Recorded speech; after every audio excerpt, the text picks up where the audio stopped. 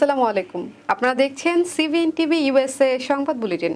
সাথে আছি আমি সারিকা মৌসুমী। শুরুতেই এসেনশিয়াল হোম কেয়ার সংবাদ শিরোনাম। যুক্তরাষ্ট্র থেকে ফিলিস্তিনি পন্থী আন্দোলনের নেতা মাহমুদ খলিলকে বিতাড়নের রায়। ইউক্রেন ইস্যুতে হতাশ ট্রাম্প। ঢাকার বুকে নেমে এলো একখণ্ড ফিলিস্তিন। আদানির কেন্দ্র থেকে বিদ্যুৎ সরবরাহ বন্ধ, বাড়তে পারে লোডশেডিং। চট্টগ্রাম নগর উন্নয়নে পরিকল্পিত ও অন্তর্ভুক্তিমূলক পদক্ষেপ নিতে হবে, মন্তব্য উপদেষ্টা ফাউজুল কবির খানের। শুনছিলেন এসেনশিয়াল হোম কেয়ার সংবাদ শিরোনাম, এবারে বিস্তারিত। ফিলিস্তিনি পন্থী আন্দোলনের নেতা ও কলম্বিয়া বিশ্ববিদ্যালয়ের সাবেক শিক্ষার্থী মাহমুদ খলিলকে যুক্তরাষ্ট্র থেকে বিতাড়নের আদেশ দিয়েছে লুইজিয়ানা ইমিগ্রেশন আদালত। শুক্রবার বিচারক জেমি কোমান্স এ রায় দেন। আদালত খলিলের আইনজীবীদের আপিলের জন্য 23 এপ্রিল পর্যন্ত সময় দিয়েছে। সময় মতো আপিল না হলে তাকে সিরিয়া বা আলজেরিয়ায় পাঠানো হবে বলে জানানো হয়।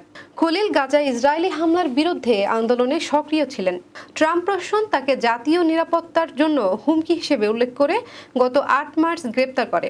রায়ের পর খলিল বলেন, এই আদালতে ন্যায্য আইনি প্রক্রিয়ার কোনো উদাহরণ দেখছি না। তবে হোমল্যান্ড সিকিউরিটি সেক্রেটারি ক্রিস্টি নোম বলেন, যারা আমেরিকাকে ঘৃণা করে তাদের বিতাড়ন করাই উচিত।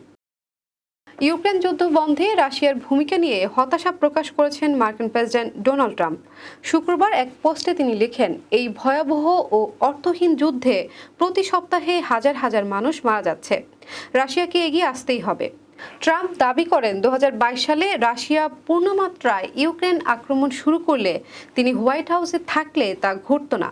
এদিকে রুশ প্রেসিডেন্ট পুতিনের সঙ্গে সেন্ট পিটার্সবার্গে বৈঠক করছেন ট্রাম্পের বিশেষ দূত স্টিভ উইটকফ। এবছর এটি ছিল উইটকফ পুতিনের তৃতীয় বৈঠক। ক্রেমলিন জানিয়েছেন, বৈঠক রাশিয়া ইউক্রেন শান্তি চুক্তি, ট্রাম্প পুতিন সম্ভাব্য বৈঠক এবং রাশিয়ার বিরল খনিজ খাতে যৌথ বিনিয়োগ নিয়ে আলোচনা হয়। রোদে পুড়ে ঘামে ভিজে গলা ফাটিয়ে শত শত মানুষ স্লোগান দিচ্ছেন, তুমি কে আমি কে, ফিলিস্তিন ফিলিস্তিন। চারপাশে শোভা পাচ্ছে লাল সবুজ আর সাদা কালো রঙের পতাকা। অনেকের হাতে রয়েছে ফিলিস্তিন মুক্ত করো, গাজা রক্তে রঞ্জিত, বিশ্ব কেন নীরব স্লোগান লেখা প্লাকার্ড। চারদিকে শুধু মিছিলের গর্জন, এ যেন রাজধানীর বুকে নেমে এসেছে একখণ্ড ফিলিস্তিন। শনিবার ইসরায়েলি আগ্রাসনের বিরুদ্ধে ফিলিস্তিনের জনগণের প্রতি সংহতি জানিয়ে রাজধানীর সোহরাওয়ার্দী উদ্যানে অনুষ্ঠিত মার্চ ফর গাজা কর্মসূচির আগে এমন চিত্র দেখা গেছে। কর্মসূচিতে অংশ নিয়েছেন বিভিন্ন শ্রেণী পেশার হাজার হাজার মানুষ।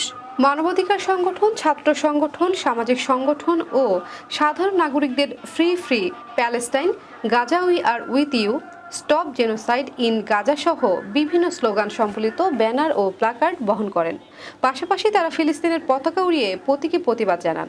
কর্মসূচিতে উপস্থিত ছিলেন বিশিষ্ট Islamic scholar doctor Mizanur Rahman Azhari, জনপ্রিয় ইসলামী আলোচক শাইখ আহমদুল্লাহ, হেফাজতে ইসলামের মামুনুল হক, জাতীয় নাগরিক পার্টির দক্ষিণাঞ্চলের মুখ্য সংগঠক হাসনাত আবদুল্লাহ সহ আরও অনেকে।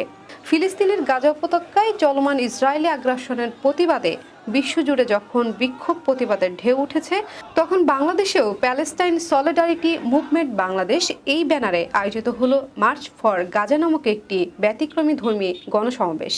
মুসলিমদের যেই সম্মানটা এটা রক্ষা করার জন্য আমাদের এই রাজপথে নামা হয়েছে। এখানে আসার জন্য আমি শাহবাগে 2013 সাল থেকে বিভিন্ন আন্দোলনে আমি এসেছি, কিন্তু এবার এই আন্দোলনে আমার পরিবার, আমার বাচ্চা বউ সহ এসেছি। কারণ এই যে মুসলিমদের উপরে অত্যাচার, নির্যাতন, বিশেষ করে গাজার যে নৃশংস অমানবিক নির্যাতন ইসরায়েলিরা চালাচ্ছে, এর শেষ হওয়া উচিত। ইসরায়েলিদের বিচার হওয়া উচিত এই নৃশংস হত্যাকাণ্ডের জন্য, এবং গাজা ফিলিস্তিনের স্বাধীন হওয়া দরকার। সারা পৃথিবীর মানুষ, সারা পৃথিবীর মুসলিম সম্প্রদায় একসাথ হয়ে ফিলিস্তিনকে মুক্ত করা দরকার।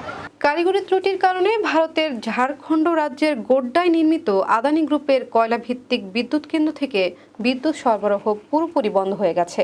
বিদ্যুৎ কেন্দ্রটিতে 800 মেগাওয়াট ক্ষমতার 2টি ইউনিট আছে। প্রথম ইউনিট থেকে উৎপাদন বন্ধ হয়েছে 8 এপ্রিল, আর দ্বিতীয় ইউনিট বন্ধ হয়েছে শুক্রবার দিবাগত রাত 1টার দিকে। এতে বিদ্যুৎ সরবরাহ ঘাটতি তৈরি হয়েছে।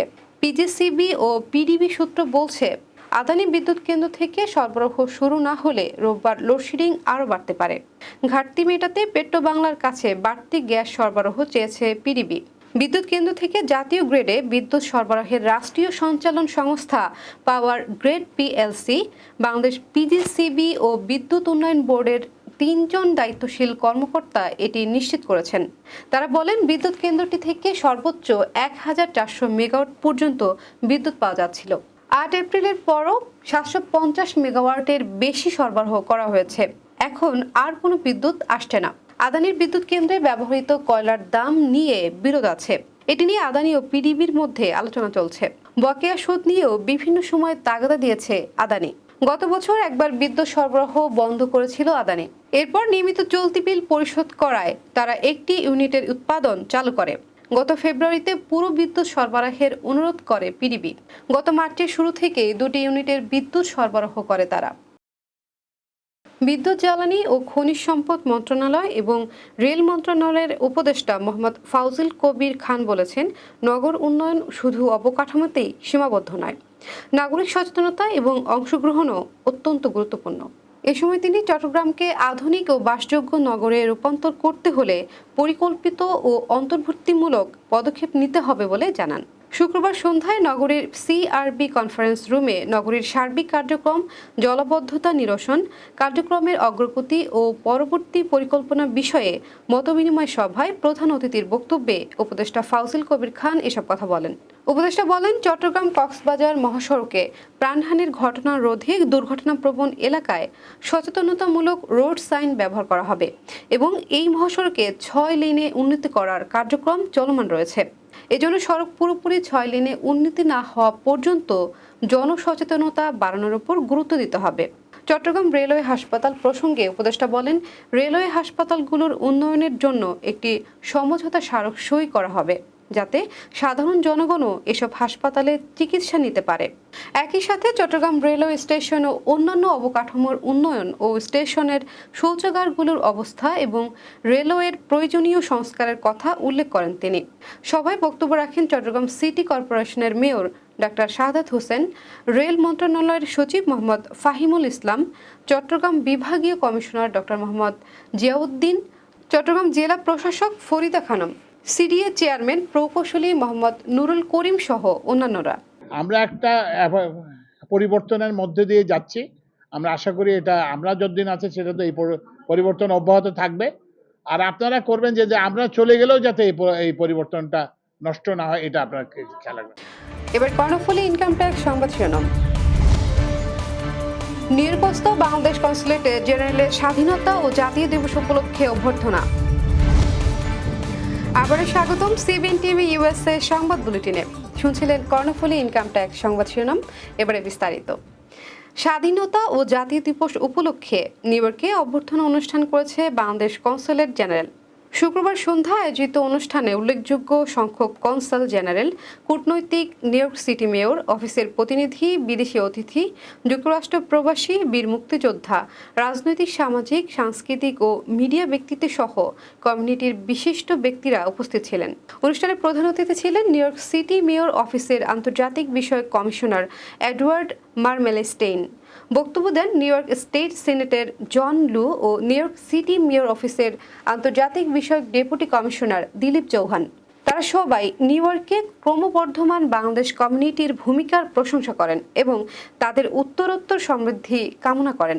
অনুষ্ঠানে সবাইকে স্বাগত জানিয়ে কনসাল জেনারেল মোহাম্মদ নাজমুল হুদা ৭১-এর স্বাধীনতা যুদ্ধে সব শহীদ বুদ্ধিজীবী, শহীদ বীর মুক্তিযোদ্ধা এবং 2024-এর জুলাই আগস্টের বিপ্লবে সব শহীদের প্রতি শ্রদ্ধা জানান এবং জুলাই আগস্টের ছাত্র জনতার অভ্যুত্থানে যারা আহত হয়েছেন তাদের প্রতি আশু সুস্থতা কামনা করেন। তিনি বলেন, এক সাগর রক্তের বিনিময়ে অর্জিত আমাদের স্বাধীনতা রক্ষায় সবাইকে ঐক্যবদ্ধ ও আন্তরিকভাবে সচেষ্ট থাকতে হবে। দর্শক, এই ছিল সিবিএন টিভি ইউএসএ সংবাদ বুলেটিনে। শেষ করছি পরবর্তী বুলেটিন দেখার আমন্ত্রণ জানিয়ে। এতক্ষণ সাথে থাকার জন্য ধন্যবাদ সবাইকে।